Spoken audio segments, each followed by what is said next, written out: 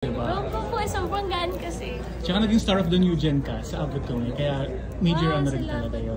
Ito, yes, nag-trending yung Crazy in Love mo, no? Yung Beyonce. Can I just say na ang galing mo doon?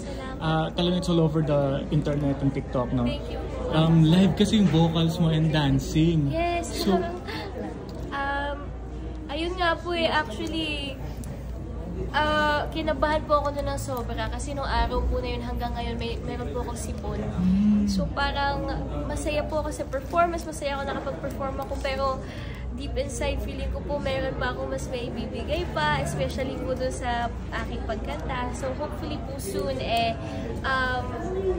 hindi naman makabawi, pero siguro po makapag-perform pa po ulit and mapakita ko pa po yung mga kaya ko pa pong gawin. Pero grabe live talaga. Salamat po. Tapos, may chance ba na maging regular ka sa ABS soon?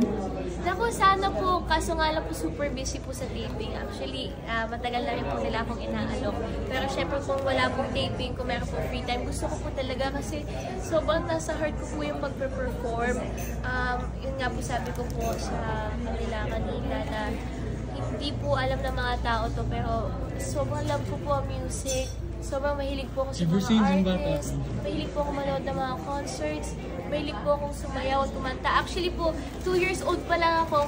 Sumasayaw at kumakanta po ako ng Michael Jackson songs. As in, ganun po ako kahilig sa music. So, sabi ko nga po, kung magkakaroon man po ng talagang chance po talaga, like a big break, I will give it my all kasi I really love performing. Ito last lang, if ever given na chance na mag-concert ka, soon, name 3 singers or performers na gusto mong makakollab o maging guest.